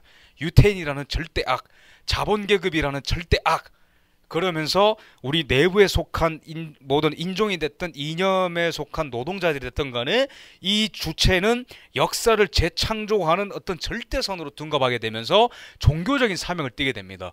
그렇기 때문에 원래 많이 죽을 그 숫자가 100배, 1000배, 10,000배 죽는 거예요. 왜? 악마니까. 서로가 서로를 악마로 정죄하는 싸움이 바로 이제 우리나라가 건너온 모든 어떤 역사에 둘레 있었던 그 그림들입니다. 어쨌든 이 일제를 지나왔어요. 근데 일제를 지나온 것도 참 냉혹합니다. 일제의 도덕이 바뀌어서 해방되지 않았습니다. 천황이 갑자기 회개하지 않았어요. 예수님 앞에서 조선 병합한 걸 회개합니다 이래서 해방이 온 게 아닙니다. 미국이란 나라가 조선 너무 불쌍해 이렇게 해서 해방시켜준 거 아닙니다. 미국이 딱 보니까 일제를 깨뜨려 부수는 게 이익이니까 반사작용으로 결과로서 해방이 된 겁니다. 참 아이러니하죠. 그죠? 이 나라의 변곡점, 이 나라의 근본적인 질서를 뒤집어 놓는 사건들은 다 국제정치의 어떤 냉혹한 세계 가운데 일어나는 거예요. 통일도 그렇게 일어나는 겁니다. 히로시마 나가사키에 1945년 8월 6일 9일에 팡팡 떨어뜨립니다. 트루먼 대통령이 나쁜 사람이라서 그런 게 아닙니다. 계산해보니까 2차 대전 때 그렇게 많이 죽었는데 야 우리가 일제랑 본토에서 한판 붙으면 몇 명 죽을까? 장성한테 물어보니까 한 300만 명 죽을 거야. 이러니까 그건 안 돼. 그건 절대 안 돼 해서 나가사키 히로시마에 터뜨리니까 아뿔싸 너무 빨리 항복을 해버리는 거예요. 근데 참 소련이 야비하게 8월 6일 8월 9일에 핵을 터뜨렸는데 바로 이틀 뒤에 미국이 먼저 도움의 손길을 요청하긴 했습니다. 소련한테 도와줘. 너 독일한테 그렇게 많이 죽은 건 알겠는데 좀 나 혼자 하기 좀 힘들다. 도와줘. 근데 그래서 소련이 가만히 오케이 일단 알겠어. 근데 가만히 숨지게 보다가 핵이 2방 떨어지는 걸 보고 그때 바로 이틀 뒤에 전쟁 선포도 안 하고 바로 그냥 한반도로 들어와 버립니다. 그렇게 들어오는데 나중에 이제 그 케네디 때 국무장관하는 이제 존 퍼스터 덜레스 당시에 뭐 중령인가 그랬어요. 그다음에 또 뭐 하나 이제 대령 하나 있습니다. 그 두 사람이랑 한 명이랑 이제 워싱턴에서 회의를 하는데 야 우리가 저 일본이랑 다 싸웠는데 미드웨이 해전도 하고 다 싸웠는데 소련이 왜 이렇게 깊숙하게 들어온 거야? 방법을 생각해봐. 이러니까 국무부에서는 야 소련 너무 자극하지 마. 너네 뭐 압록강 도망강까지 갈 생각도 하지 마. 국무부는 다시 빨갱이 있습니다. 전부 다 외교하고 이러니까 미국 가치 이런 걸 잘 몰라요. 근데 국방부는 자존심 상하는 거예요. 야, 이렇게 당할 수는 없잖아. 해가지고 그 작전을 짜보니까 일단은 지도를 보면서 얘기하지 했는데 저 한반도 지도인 사람이니까 아무도 없는 거예요. 그래서 옆에 내셔널 지오그래픽에서 찢어가지고 그거를 보면서 대령 중령이나 회의하는 겁니다. 어떻게 할지. 이 보니까 일단은 국무부에서 그렇게 하지 말라고 하는데 지금 소련 어디까지 내려왔어 물어보니까 개성까지 내려왔다는 거예요. 야 이거는 너무 심하다. 근데 이런 상황에서 그나마 실익을 취할 수 있다면 우리의 딜은 뭘까 하니까 인천, 부산, 마산 중요한 항구 이거 다 있으니까 38선 이거 긋죠. 이 정도면 우리가 얻어가는 거 아닙니까? 그래서 38선 거진 겁니다. 그래서 소련이 여기에 자기의 체제, 자기의 행정 조직 이런 걸 다 심어버린 거예요.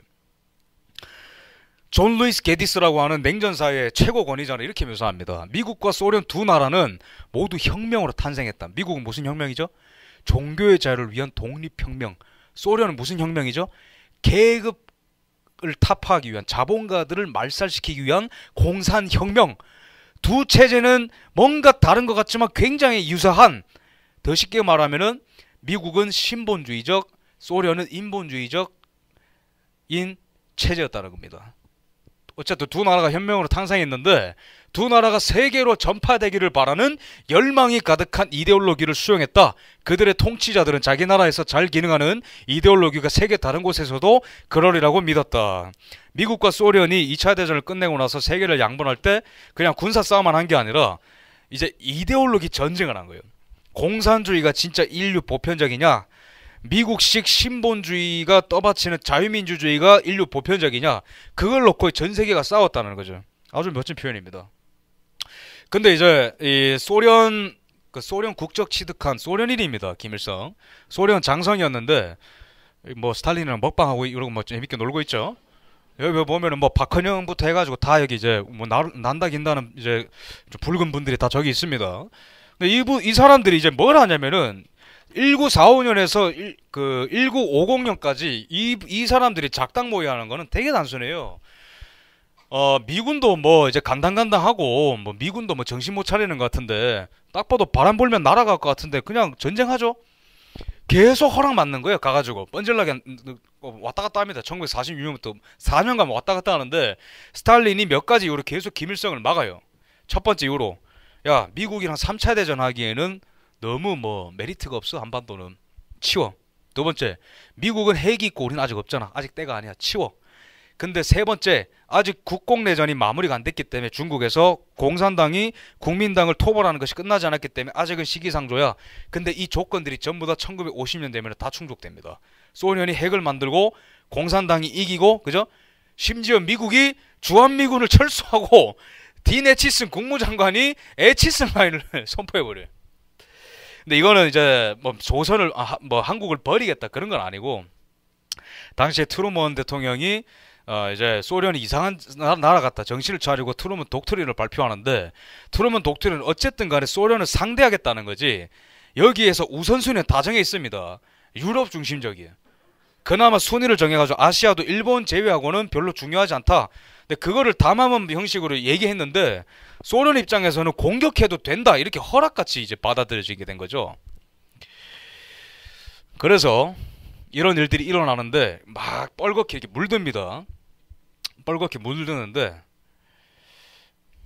근데 소련 같은 경우에는 뭐 이제 이런 나라예요. 이미 1931년에 이제 국가가 경제와 시장 경제를 다 알아서 한다 이래가지고 5년 안에 미국을 따라잡겠다 뭐 이렇게 5개년 계획을 세워서 스탈린이 호기롭게 이거 했는데 국가가 경영을 하면 어떻게 될까요? 할당량을 전행해 줍니다. 그죠? 야 너 몇 시까지 저기 출근해서 쌀 얼마만큼 만들고 월급은 5,000원. 근데 시장의 위대함은 가격이 자율적으로 조정이 되죠. 그죠? 수요와 공급의 원리에 의해서 6,000원 됐게 10,000원으로 뛰고 이러면서 자기 조절 기능이 있습니다. 시장이. 근데 국가가 그걸 못 따라잡으니까 대참사가 나는 거예요. 그러니까 가만히 이제 시원한 책상에 앉아서 스탈린 동지께서 이렇게 뭐 작성하다 보니까 여기 있는 사람들을 뭐 100만 명을 공단에 집어넣고 1000만 명을 농사짓게 하고 이러면은 나라가 잘 되겠지. 막 계획을 열심히 했어요. 그래서 국민들도 속아가지고 농사를 막 웃으면서 지으러 갑니다. 근데 다 이렇게 죽어버려요. 굶어서. 1931년에 이미 있었던 일입니다.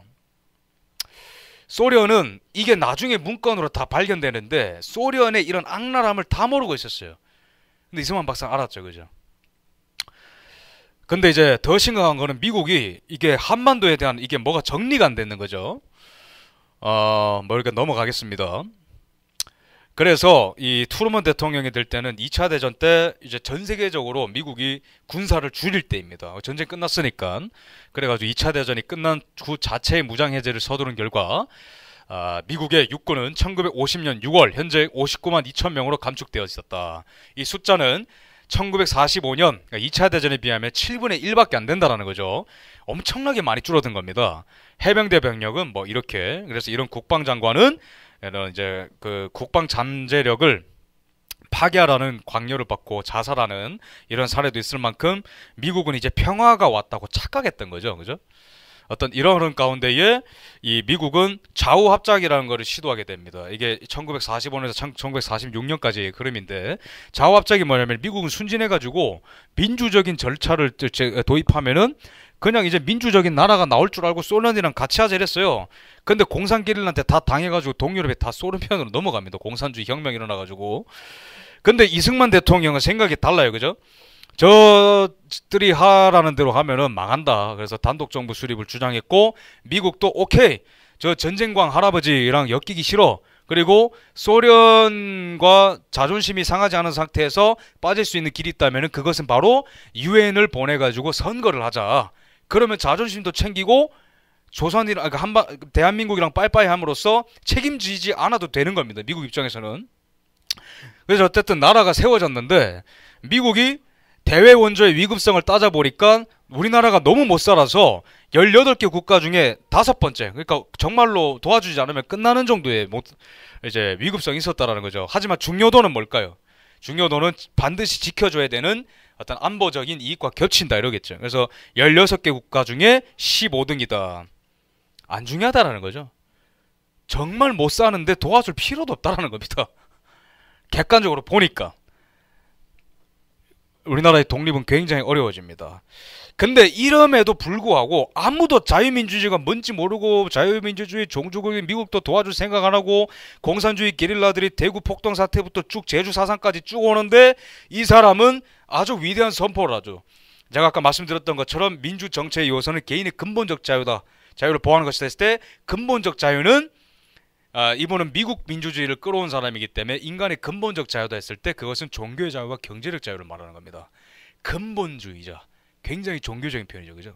절대 타협하지 않는 어떤 것을 신봉한다는 뜻이죠. 근본적 자유는 뭐다?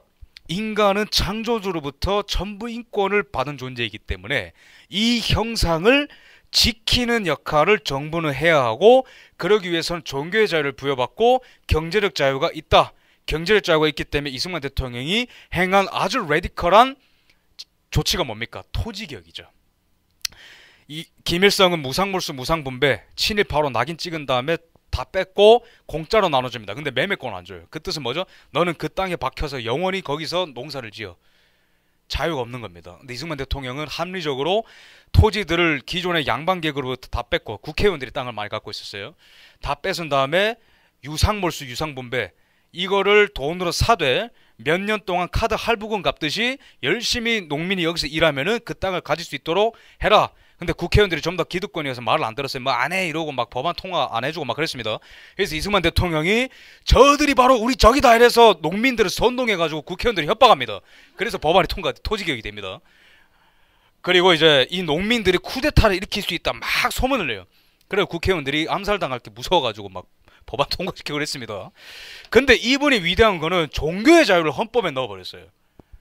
그래서 유영익 박사님의 이 논문을 보면은 이제 물론 유진호 박사님이 초안을 작성했지만은 이승만 박사님이 이제 뒤에서 이제 압력을 행사한 겁니다. 근데 그 헌법에 의소하냐? 미국의 헌법을 상당히 많이 의식해서 만든 것으로 신교의 자유, 종교의 자유죠.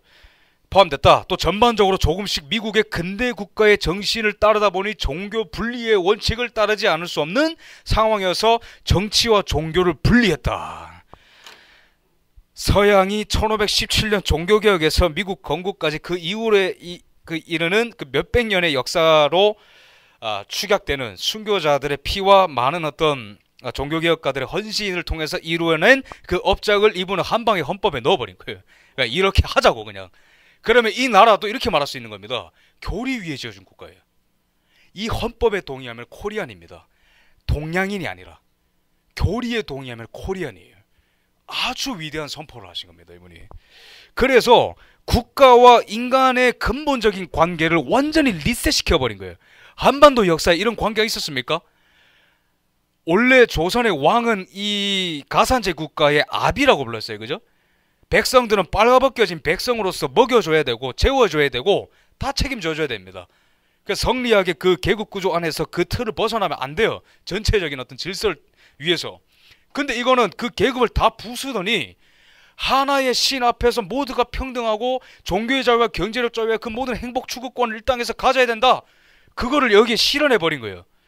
근데 선언을 했는데 그 뒤에 많은 어려움이 따라오죠. 왜? 아까 제가 영상에서 봤죠. 제일 처음에 국민투표할 때 입고 있었던 옷들이 뭐예요? 다 한복 입고 뒤에 이렇게 애기 메고 있죠. 이게 뭐 의미를 잘 모르고 그냥 투표로 가는 겁니다.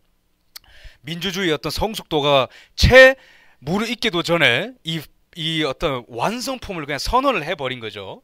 근데 그것은 굉장히 심오한 철학이 있는데 이분은 인종적으로 다가오지 않았습니다. 동양인들을 다 미개하게 봤습니다. 테오도르 루즈벨트 대통령 아까 제가 말씀드렸는데 그분은 굉장히 좀 심한 인종차별주의자였어요. 근데 막 서양이 동양을 무시하는데 나는 그렇게 생각 안 해. 동양 사람은 천성 성질이 전제 정치, 그러니까 이제 뭐 왕이 지배하는 거. 그래서 이 지배를 받는 게 합당함으로, 다르게 말하면 노예 생활이 합당함으로 정치혁명이라는 것을 당초에 이름도 모르나 앵글로색슨족 영미를 말합니다. 자유사상을 가지고 태어났기에 서양 역사에 혁명이 있다고 말한다. 그러니까 인종적으로 구분하는 게 틀렸고, 그럼 뭐냐? 인종의 문제가 아니고 종교의 성질 때문이다. 정확히 개신교가 들어간 국가들은 독립혁명, 자유를 갈망하는 그 정신이 깨어나게 되고 그게 바로 자유민주주의로 이루어지더라. 어떤 이러한 어떤 심오한 철학 위에 종교 분리가 이루어집니다.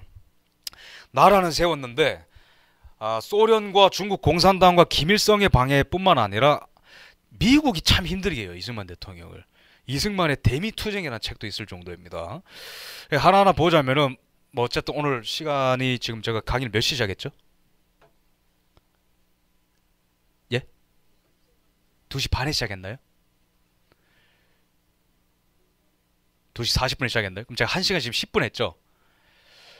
10분 한 것 같은데 1시간 10분 강의한 거네요. 큰일 났네 이거. 이 오늘 분량이 지금 1강에 30% 달했는데 어쨌든 좀 죄송한데 박정희 대통령 얘기는 좀 빼겠습니다. 이게 어쨌든 이승만 대통령에서 다 되기 때문에 그러면 시간이 맞춰질 것 같아요. 그래서 이렇게 막 다 투쟁을 합니다. 예. 그래서 전쟁이 났는데 6.25 전쟁이 일어났는데 이승만 대통령이 첫날에는 이게 전쟁이라고 딱 규정을 짓질 못했어요. 왜냐면 최전방에서 봤을 때 당시에 국지전이 너무 많았기 때문에 이거 전쟁이라고 못 불렀습니다. 하루가 지나는데 심상치 않은 거예요. 너무 밀고 내려오니까 이승만 대통령이 이건 전쟁이다. 그래서 새벽 3시까지 잠을 못 주무시고 도쿄에 있는 메가드한테 전화를 걸어가지고 야 전화 바꿔. 그러니까 이제 부관이 지금 장군 주무십니다. 그러니까 그러면은 지금 한국에 있는 모든 미국인들이 한 사람 한 사람 죽어갈 테니까 그걸 보고 싶으면은 장군을 계속 재우십시오. 소리 질러 부관한테. 메가더 장군을 깨웁니다. 왜냐면 부관도 자기 책임이 되니까요. 그럼 메가더 장군이 이제 벌떡 일어나서 바꾸니까 버럭 이제 이승만 박사가 이제 소리 지르면서 내가 미군 철수하면 어떻게 됐냐. 다 말했지 않냐. 전쟁 난다고 했지 않냐. 이거는 너네들 책임이니까 빨리 미군을 파병해라. 그래서 기록을 보면은 트루먼 대통령이 의회 승인을 거치기 전에 이미 메가더가 동경에서 미군을 파병한 기록이 있어요. 그러니까 메가더도 어떻게 보면은 절차를 다 무시하는 거죠. 왜냐면은 이승만 박사랑 이제 청년 때부터 워싱턴에서 이제 다 교제가 있었습니다. 메가더 장군의 그 장인어른께서 이 조선 독립을 굉장히 지원했었던 기독교인이세요. 그때 이제 워싱턴에서 만났기 때문에 서로가 서로를 알아보는 거죠. 저 사람은 불도저구나. 서로 이제 알아본 거죠. 메가더 장군의 별명은 아메리칸 시저입니다. 그러니까 전쟁 나가면 한 번도 진 적이 없어요. 다 이깁니다. 그리고 육사 웨스트 포인트 미국에서 육사 하면은 제일 이제 원탑이죠. 거기서 이 남부에 남북 전쟁 미국 할 때 리 장군이라는 사람이 졸업 기록이 1등이고 이 사람이 2등입니다. 역대 웨스트 포인트 육사 천재예요. 그러니까 육체적으로도 강인하고 지성적으로도 천재고. 근데 좀 이제 가정 환경이 그렇게 막 건강하진 않아가지고 이게 좀 비판받는 걸 못 참아요. 메가더 장군이. 그러니까 누가 뭐라 하면은 그러니까 바로 그 사람 잘립니다. 그리고 굉장히 나르시즘이 강해가지고 내가 모든 공로를 다 가져가야 돼요. 물론 작전 그 수행 능력도 탁월하지만 부관들이 이제 잘한 것도 자기가 막 다 가져가고 그럽니다. 그리고 이제 2차 대전 때 그 일본을 패배시킬 때 이제 다른 이제 제독이랑 경쟁하고 굉장히 자존심이 강하고 굉장히 유럽 중심적인 사람이 아니라 아시아 중심적인 사람입니다. 그러니까 이분의 또 아버지가 또 장군이었기 때문에 어렸을 때부터 아시아에 파견 나와 있었어요. 그래서 동양을 굉장히 좋아하고, 그러니까 굉장히 복합적인 인물이죠. 그래서 가문 대대로 뭐 할아버지도 장군이었고, 뭐 남북 전쟁 때 뭐 17살 때 뭐 계급 달고, 어쨌든 프라이드가 굉장히 강한 사람입니다. 근데 이분이 약간은 이제 강자한테 강하고 약자한테 약하고 약간 그런 캐릭터라서 트루먼 대통령이 나중에 막 사회가 안 좋아지니까 한국 전쟁 한창 하다가 야, 너 이제 그만하고 워싱턴에 와서 나랑 얘기 좀 하자니까 네가 와 이렇게 합니다. 네가 와서 중간에서 만나자. 그 정도로 자존심이 굉장히 강합니다. 근데 이분이 이승만 대통령을 만났을 때 제일 많이 한 말이 뭔지 아세요? Yes sir. Yes sir인데 yes sir. 나이 차이도 좀 나고 워낙 포스가 이거 인상 보세요. 이거 뭐 건들면은 뭐 다 끝난다 이런 느낌이죠, 그죠? 그러니까 이분은 반세기 이상 투쟁해 왔는데 또 미국이 막 이상한 짓을 하고 막 가려고 하는 거예요. 항상 6.25 때 저런 표정이었습니다. 장난이고 이승만 대통령의 회고록 그러니까 이승만 대통령 전기를 읽어보면은 언제 어떻게 나라가 없을지 모르니까 6.25라는 게 걸으면서 계속 기도하시고 프란체스카 여사가 문 열고 들어가면은 뒷모습을 보는데 기도하는 모습밖에 뭐가 계속 그런 묘사가 프란체스카 여사 그 책에 있어요. 기도하지 않으면 버틸 수 없었던 때입니다. 어쨌든 트루먼 대통령이 빠른 파병을 결정하고 비하인드 스토리가 많은데 오늘 다 넘어가 있습니다. 거의 뭐 2달 반 만에 이렇게 이제 낙동강 라인까지 밀려버려요. 왔는데 예, 역사를 다 이제 공부하셔서 알겠지만 서울이 함락당하는 게 3일 만에 함락됩니다. 그 정도로 아무것도 없어요. 전차가 한 대도 없었으니까. 근데 그 북한 같은 경우에는 소련이 T-34, 그러니까 독일군을 격파할 때 소련이 썼었던 T-34 전차를 뭐 빌려줬기 때문에 그냥 압도적으로 밀리는 거죠. 이 2달 반 만에 밀리는데 여기 지금 칠곡리라고 불리는 곳이 있습니다. 대구 바로 위에 경상북도 칠곡리. 여기가 이제 그 분기점이에요. 여기가 얼마나 절체절명이냐면 얼마 전에 어젠가요 백선엽 장군께서 이제 돌아가셨는데. 여기가 밀리면은 그냥 여기까지 끝납니다. 그러니까 일직선이기 때문에 여기에 이제 마지막 사수진을 이렇게 딱 친 거예요. 그다음에 아직 장비가 많이 없는 8사단 여기가 이제 워커 장군이 있거든 되고 여기가 이제 백선엽 장군이 계시는 곳입니다. 이 상황이 얼마나 절체절명이냐면은 여기서 지면 다 끝나는 겁니다. 근데 여기서 보급도 없고 먹을 것도 없어가지고 최전방에서 싸우는 사람들이 이틀간 물도 못 마셔가지고 그 이제 참전 용사들 이거 책 보면은. 이게 명부가 있잖아요, 그죠? 누가 이제 그 신입으로 누가 입대를 했고 누가 이제 지금 전장터에 나갔고 이걸 기록을 해야 됩니다, 그죠? 근데 들어오자마자 다 죽어가지고 이걸 기록을 할 수가 없었대요. 그러니까 소년병부터 해가지고 17살짜리, 18살짜리 제일 학도병 들어오잖아요. 오자마자 다 죽어버리니까 이걸 기록을 못하는 거예요. 그래서 위에서 내려와가지고 너네 명단 왜 작성 안 했어 이랬는데 현장 한번 보더니 아무 말도 못했다 합니다. 계속 죽으니까. 이 일대를 걸으면요. 시체 썩은 냄새랑 피 냄새 때문에 코를 이게 뭐 막지 않고는 걸어 다닐 수가 없대요. 너무 많이 죽어가지고요. 여기서 장성들도 다 도망갑니다. 전쟁 끝났다고 졌다고 그만하자고. 이승만 대통령이 여기서 부산에서 뭐 하고 있는 줄 알아요? 여기서 교계 지도자들 모아놓고 기도하고 있었습니다. 이 나라 이제 끝날 것 같다고 지켜달라고 제발. 이 정도로 절체절명 위기였어요. 장성들이 이제 막 도망가고 병사들도 최전선에서 도망가니까. 이때 이제 백선엽 장군님이 이때 당시에 준장이었을 겁니다. 여기서 이제 이 말씀 하시는 거예요. 정말 명언. 내 말 잘 들어라. 이제 더는 후퇴할 곳이 없다. 물러서면 바다뿐이다. 우리가 밀리면 미군도 철수한다. 더 후퇴하면 대한민국은 끝이다. 내가 앞장서겠으니 나를 따르라. 내가 후퇴하면 나를 쏴라.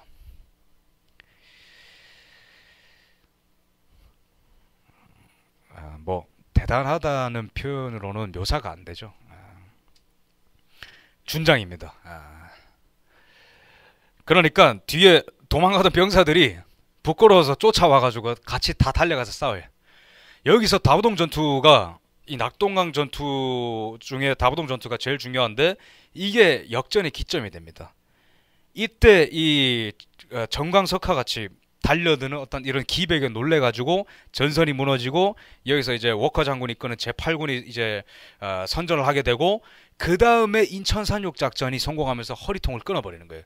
그래서 인천 산육작전 없으면은 부산까지 밀리면서 게임 끝났습니다. 참 위대하지 않나요? 이 나라의 역전의 어떤 발판이 한 사람의 자기 생명을 내려놓는 그 헌신으로 출발하는 거예요. 이 나라가 막연하게 국민들이 잘해서 절대 아닙니다. 역사는 위대한 개인의 헌신을 위해서 조금씩 전진하는 거예요.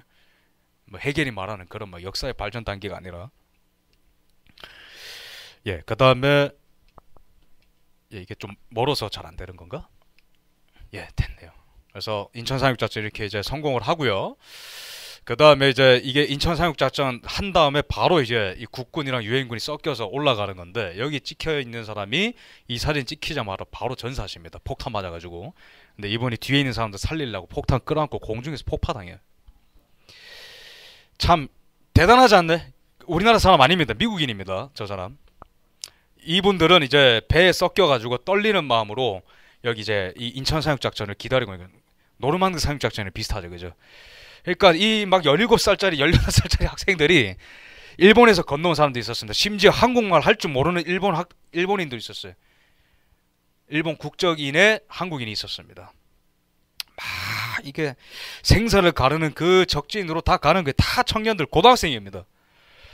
이분들은 참 슬프게도 한국 와서는 쪽발이라고 욕먹고, 인민군한테 포로 잡혀서는 쪽발이라고 더 학대당하고, 심지어 일본 측은 왜 헌법을 어기고 참전했냐 해서 입국도 안 받아주는 그런 이제 비운의 어떤 역사도 있었습니다.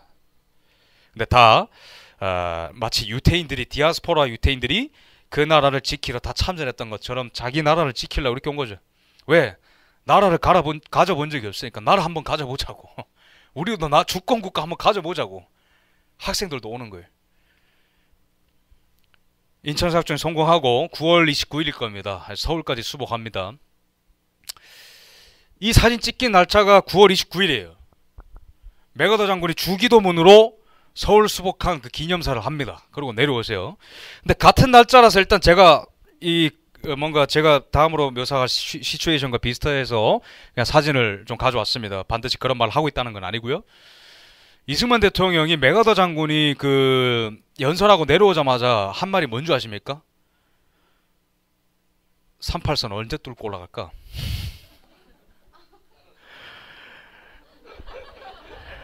행복해 보이세요, 그죠? 뭔가 좀 걱정하는 것 같습니다. 맥어더 장군의 캐릭터를 제가 왜 이렇게 설명드렸냐면은, 미국 그 군사 공부하시는 학자들은 별로 높게 안 쳐줍니다. 맥어더 전술적으로는 탁월한데 지휘 체계를 다 어겨서 위대한 지도자까지는 안 봐요. 근데 이 사람도 이승만 대통령이 38선 뚫고 올라가자니까 여기서 뭐라 말했냐면은, 각하, 그거는 제 소관이 아닙니다. 이렇게 해요. 그건 안 된다고요.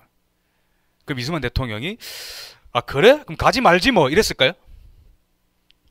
우리 맥어더 장군께서 그러면은 나도 뭐 어쩔 수 없이 뭐 작전 뭐 통제권도 넘겼고 유엔권에 뭐 명분도 없잖아요, 그죠?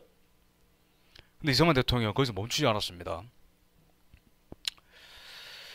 이승만 대통령의 목표는 북진 통일, 그거 딱 하나밖에 없어요. 그래서 정일군 참모총장을 끌고 강제로 38선을 뚫고 올라갑니다. 작전 통제권을 유엔권에 넘겼거든요, 그 상태에서는. 근데 그거 다 무시하고 그냥 다 끌고 올라간 거예요. 그래서 3주도 안 돼가지고 평양을 수복합니다. 그 다음에 유엔군이 쫓아 올라가는 국군을 일주일 뒤에 쫓아와요. 그게 이제 6.25 전쟁의 이제 진짜 진실인데, 여기서 문제가 생깁니다. 트루먼이 놀란 거예요. 야, 이승만, 너 우리가 필요할 때는 뭐 다 소리 지르고 그러더만 유엔이랑 상의하고 가지고 왜 뚫고 올라가는 거야? 트루먼이 여기서 삐걱거리 되는 거예요. 왜? 트루먼의 목적은 뭐냐? 한국 전쟁과 관련하여 내가 내린 모든 결정은 한 가지 목표밖에 없다. 즉 세계 제3차 대전을 막는 것. 그거였지 북진 통일을 지원한 건 아니다.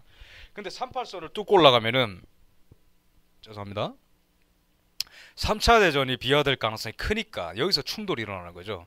근데 이승만 대통령이 이 명언을 날립니다. 내가 이 나라의 최고 통수권자다.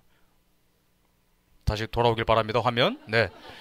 명령에 따라 북진을 하라. 나의 명령에 따라 북진을 하라. Follow my order and march north. 대단하죠. 근데 여기서 앞불사 맥어더 장군이 오케이, 이승만 대통령과 결탁을 해가지고 끝까지 가보자, 밀고 올라갑니다. 근데 이제 압록강을 중공군이 건너고 있는 모습인데, 평양 수복하고 얼마 지나지 않아서 바로 이제 마오쩌둥이 참전을 이제 결단합니다. 근데 그거는 이 중국과 한반도의 이 관계를 보면은 일반적인 패턴이에요. 항상 그렇습니다. 26만 명이 이렇게 많이 내려와요, 그죠? 예나 지금이나 참 많습니다, 이분들은. 그러니까 이제 주민들이 이게 북한에 추울 때 영하 30도까지 내려갑니다.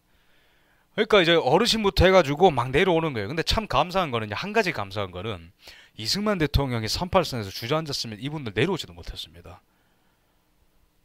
내려오는 거예요. 살고 싶으니까 내려오는 거예요. 이거 뭐 시베리아인지 우리나라인지 구분이 안 가죠, 그죠? 이거 뚫고 내려오는 거예요. 살기 위해서. 공산주의가 유물론이니 뭐니 뭔지 이론적으로는 몰라도 뭔가 거기 있으면 다 죽을 것 같다는 거 사람들이 아는 거예요. 소랑 섞여서 막 난리가 나면 소랑 섞여서 이렇게 내려옵니다. 메리디스 빅토리오는 이제 뭐 기네스북에 오른 건데 흥남철수 작전에 동원된 배입니다. 원래 이제 군용 선박이라 가지고 민간인을 태울 수 없는데 이제 거기서 이제 기지를 발휘해 가지고 제일 많이 한 배에 태워서 구출시켰다 해가지고 기네스북에 올랐습니다. 그래서 총 이제 국군, 유엔군, 민간인 다 합해서 22만 명이 한 300대 정도 되는 배에 우겨 타가지고 겨우겨우 탈출한 사건이에요. 근데 그것도 어떤 희생이 있었느냐? 이게 미국 제1 해병사단인데 여기가 이제 그 유명한 이제 그 장진호 전투입니다. 장진호 전투는 제가 지도를 안 가져왔는데 이 북한 이렇게 그리면은 여기 이제 서북쪽에 여기 해안가에 이름이 흥남이라는 곳이 있습니다. 그죠? 여기에 철수를 해야 되는데 이 22만 명이 나가기 위해서는 이 밀려오는 이 30만 명 가까운 중공군을 누가 막아야 되는 거예요.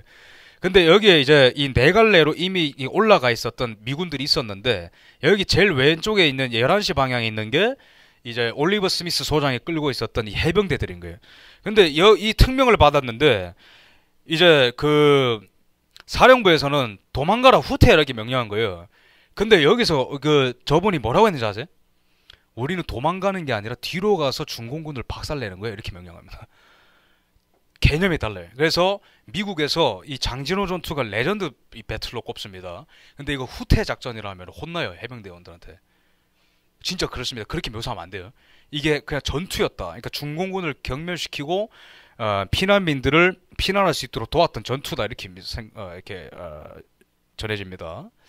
얼마나 춥냐면은 이 사진은 꼭 그런 건 아닌데 얼잖아요. 사람이 옵니다. 자다가 옵니다. 진짜 몸이. 그러면 침낭에서 자다가 중공군이 왔어요. 앞에. 일어나서 싸워야 되잖아요. 근데 몸이 얼어서 못 움직여가지고 칼에 찔러 죽이고 그런 사례가 있습니다. 아스피린이 얼어요. 피가 내리다가 고드름이 되고 막 그러면 땀이랑 섞여가지고 그 정도로 춥습니다. 그런 데서 거의 뭐 이제 100배 넘는 이제 군대랑 싸웠던 거예요. 이렇게 다 얼어서 죽는 거예요. 우리나라 사람들 아닙니다. 유엔군들입니다. 그래서 이렇게 많은 사람들이 이제 철수할 수 있었던 것이죠. 그래서 이 나라는 정말 이를 모르는 영웅들이 많이 죽어갔다라는 거에서 이승만 대통령의 마지막 마무리를 좀 5분 안에 말씀드리고 1강을 마치겠습니다. 이 뒤로부터 6.25 전쟁은 지지부진한 협상 단계로 들어갑니다. 그래서 1953년 1월이 되면은 트루먼에서 아이젠하워 대통령이 바뀌죠. 근데 트루먼도 곤란을 겪었지만 아이젠하워 대통령은 2차 대전의 노르망디 상륙 작전을 이끌던 어떤 연합군 사령관 출신이기 때문에 전쟁을 끝낸다 이런 아이콘이에요. 그래서 한국 전쟁 끝내겠다 이래서 당선이 됐습니다. 당선이 됐는데 뭔가 대화가 안 통하는 한 사람이 있는 거예요. 한국에. 야, 나 저 휴전 협정 하자니까. 그러니까 이승만 대통령이 단박에 거절합니다.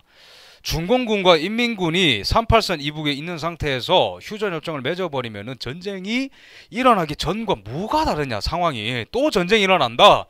그러니까 이승만 대통령 입장에서는 정말 열받는 거예요. 그러니까 오시면 전후 건너가서 테오도르 루즈벨트 대통령부터 해가지고 우드로 윌슨부터 해가지고 뭐 프랭클린 루즈벨트 트루먼 아이젠하워까지 이게 쭉 반세기 동안 똑같은 패턴인 거예요. 복음의 방향성은 예루살렘부터 출발해서 이렇게 와야 되는데 자꾸 이 나라가 자기 어떤 이익 때문에 한 발 후퇴하는 거예요. 이승만 박사가 절대로 타협할 수 없다. 그러니까 이제 달래려고 아이젠하워 대통령이 친히 자필로 편지를 타자 쳐서 편지를 보냅니다. 이게 뭐냐면은 각하 미스터 프레지던트 조건이 글자가 좀 흐리던데 뭐 필리핀 뭐 이런 나라랑 비슷하게 방위 조약을 맺어줄 테니까 적당한 사원에서 휴전 협정을 맺읍시다. 받고 이승만 대통령이 6월 17일에 1953년 6월 17일에 디어 미스터 프레지던트 뭐 이러면서 제가 아까 말씀드린 중국과 북한 있는 상태에서 한국은 살아남을 수 없습니다. 딱 합니다. 날짜 잘 보세요. 6월 17일에 답장을 썼습니다. 이승만 박사께서. 근데 바로 다음 날 뭘 했는지 아세요? 이승만 대통령이 반공포로를 다 석방해버려요. 잉크가 마르기도 전에 다 무시하고 반공포로를 풀어버립니다. 이게 왜 중요하냐면은 중공군과 인민군이 데리고 있는 유엔군 포로가 있잖아요. 그죠?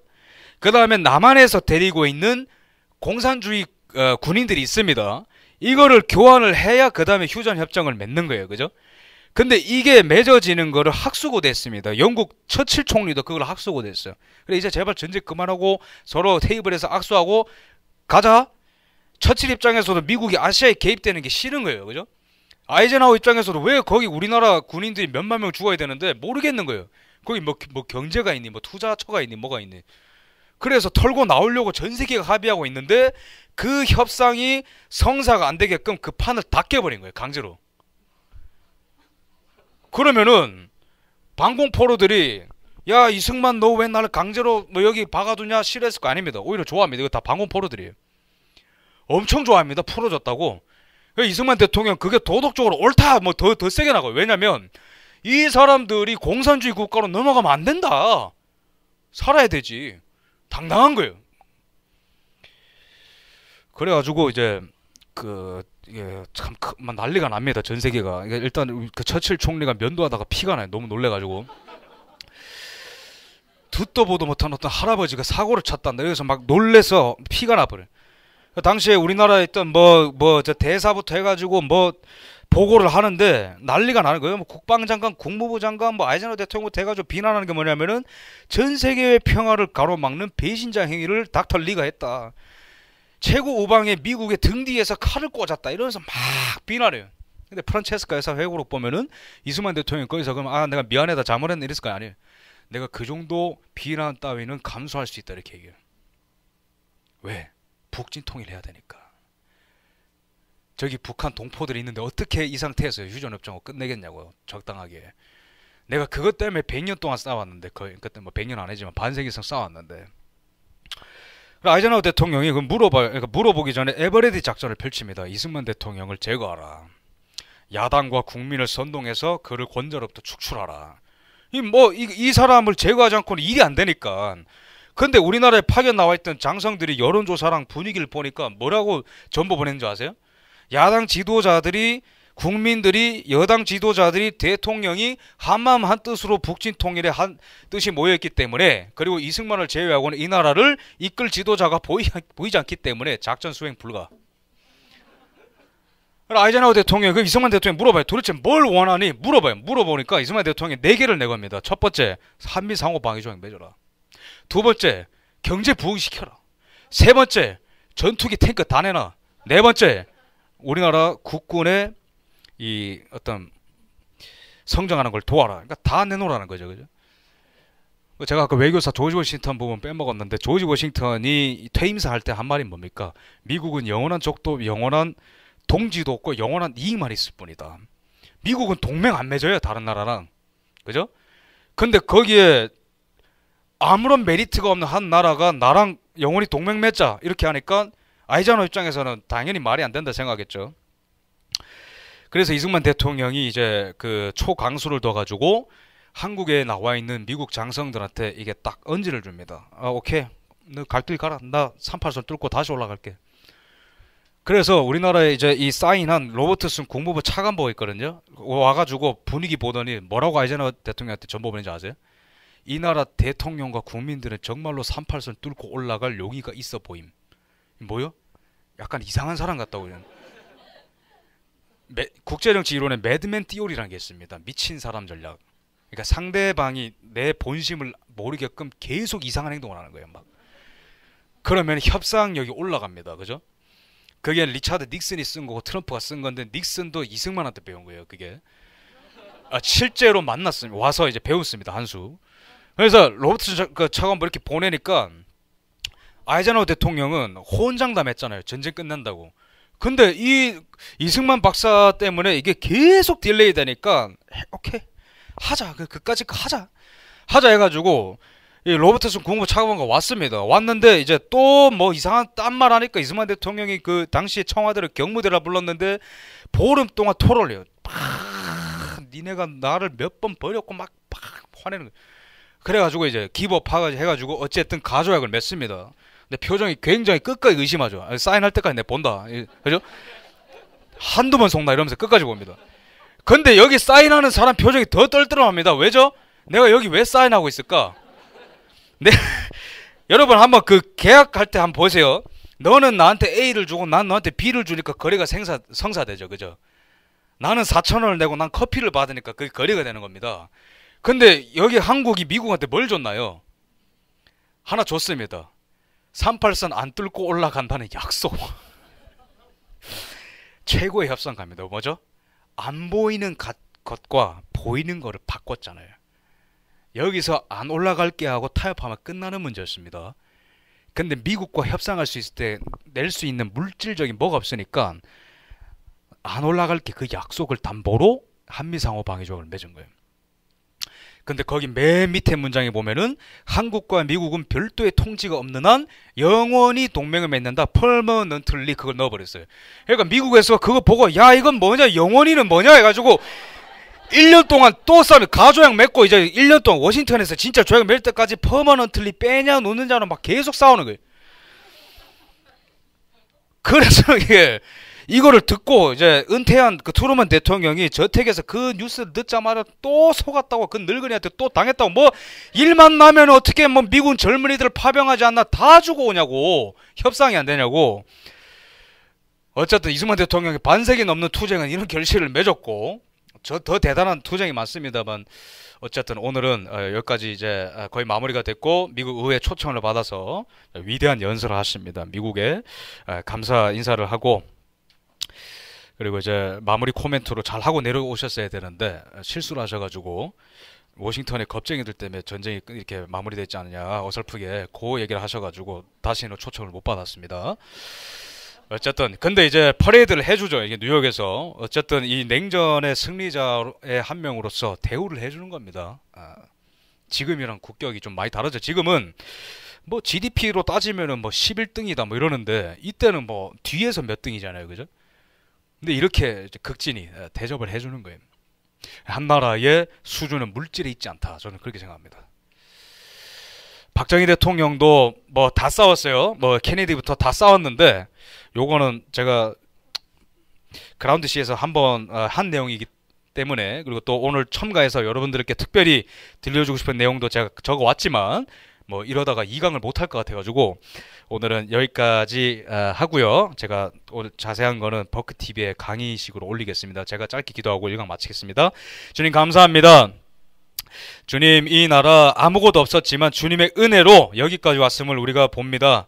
하나님 이 나라에 죽고 사는 것은 물질이 아니라 주님 앞에 태도인 줄로 믿습니다. 하나님 그래서 주님 앞에 정금과 같이 우리가 서 있는 한 하나님 이 나라 다시 한번 일어날 줄로 믿습니다. 하나님 그래서 저를 비롯한 우리 이 인천 회복교회 모든 분들에게 다시 한번 더 이승만 대통령을 통해 그리고 백선엽 장군님을 통해 그리고 우리나라의 이 한국교회 선배들을 통해서 보여주신 그 위대한 영성과 예수 그리스도를 위해서 내 이웃을 위해서 생명 거는 그 위대한 정신들을 우리가 다시 한번 봄으로써 하나님 이 시대를 주님과 함께 다시 한번 만들어갈 수 있도록 주님 우리를 붙들어 주옵소서. 살아계신 예수 그리스도 이름으로 기도했습니다. 아멘.